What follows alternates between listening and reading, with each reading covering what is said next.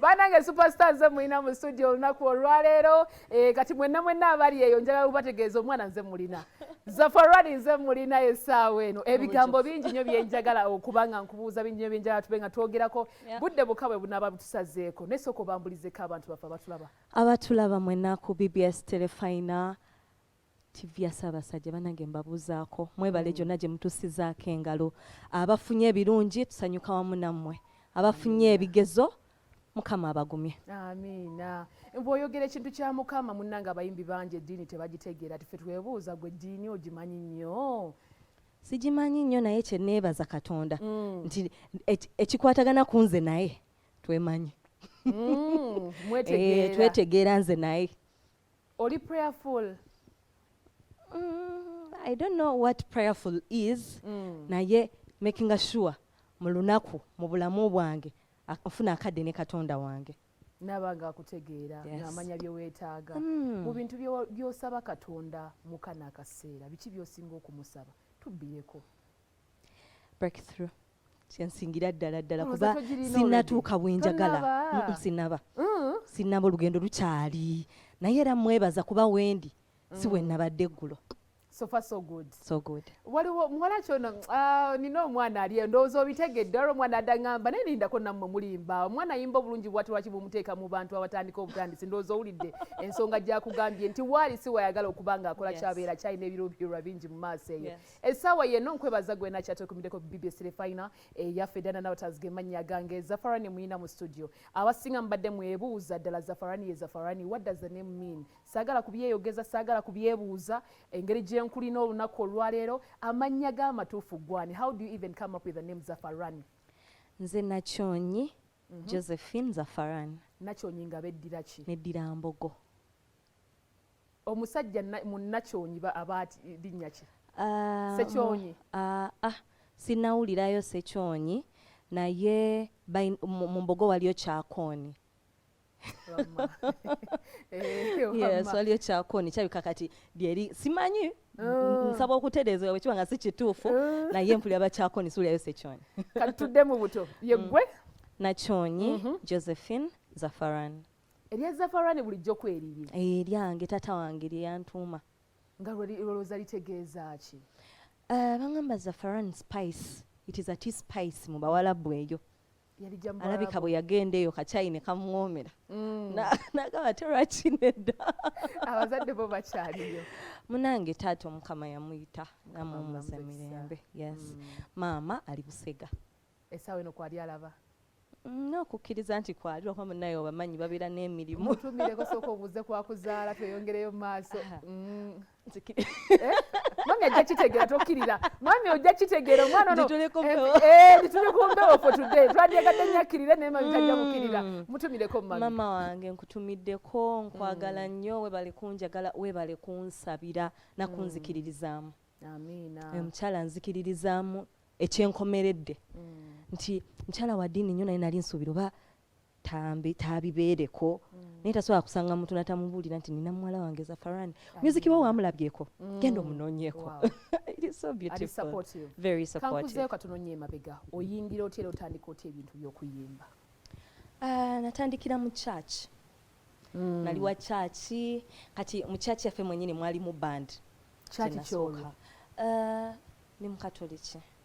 So by then nali mpeerereza Wakiso parish kati alina family da Father Sentamu so Father Sentamu nga alina worship team wajita St Michael kati mu worship team mwali mu bandi so that is how I started nenveegattako nitubeera nga tuyimba aba UB5 bwe bandabira neneegatta ku UB5 kati nensigala mu Gin Afric band nenga ne bands endala ngenda nenkola kama nanyimusa mpola paka ninatuuka kwa Kadop ate mwe nasanga omuntu eyantuusa ku Swangs Avenue. Awo wetwagala tusimbewo essira.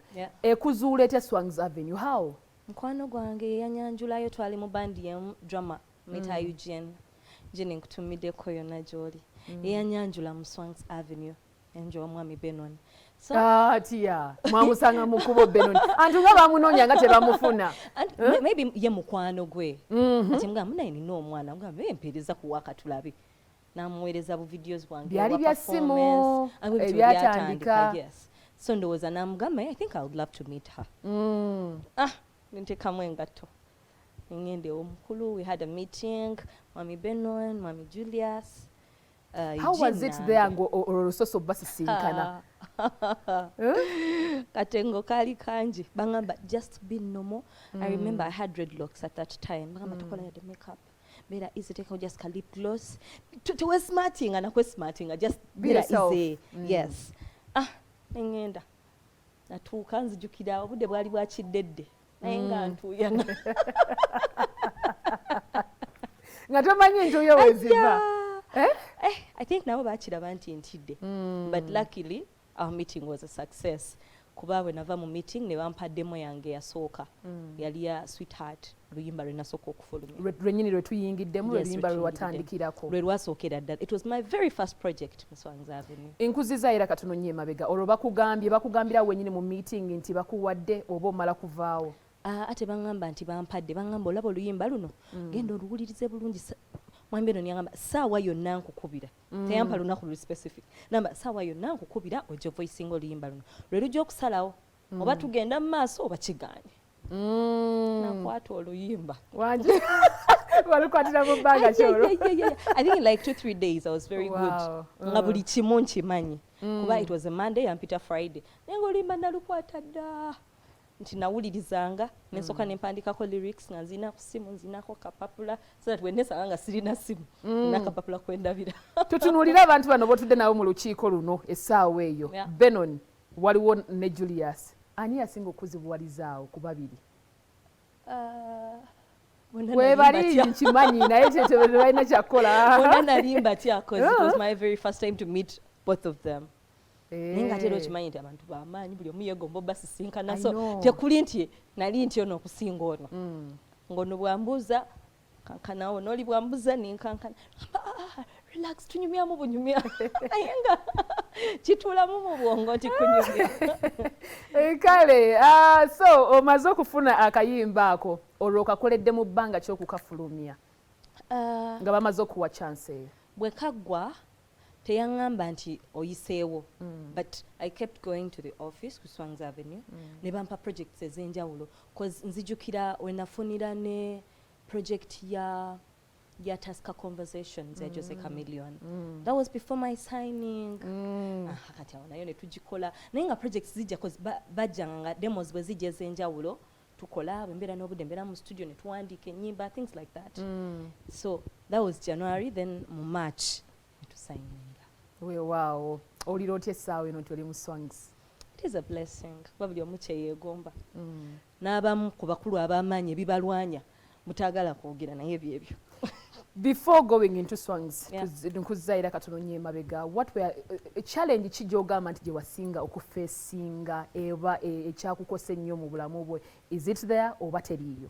Byaliwo cause bw'oba ng'okyali cover artist, oli backup artist, very few people know your value.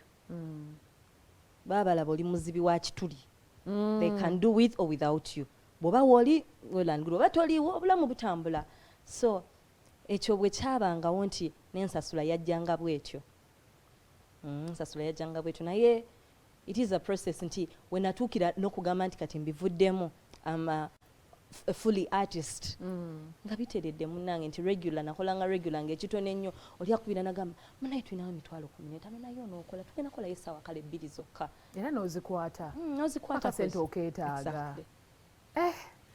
Kale abakulaba bayinza olowooza munnange wakyabuca ku makya n'ozwi n'oyingira buyingizi kintu ne mukama mulungi. Nkyamulina Zafaran mu studio essaawa eno ogenda kukkiriza nkangemu katono nnyo naye nga tetunaba yennyini gwe njagala atwale mu break eno tuweemuko katono nnyo akayimba tukawulidde aka Sweetheart naye katufulumirizeemu tugende mu break. We bambuza ogenda wakusanga Sweetheart omwana yatamira Sweetheart asanyuse ki bintu bya Sweetheart omwana yakiteekamu ku biru ya baby bampe ku care ne ka space ensonde ku air zimba mupira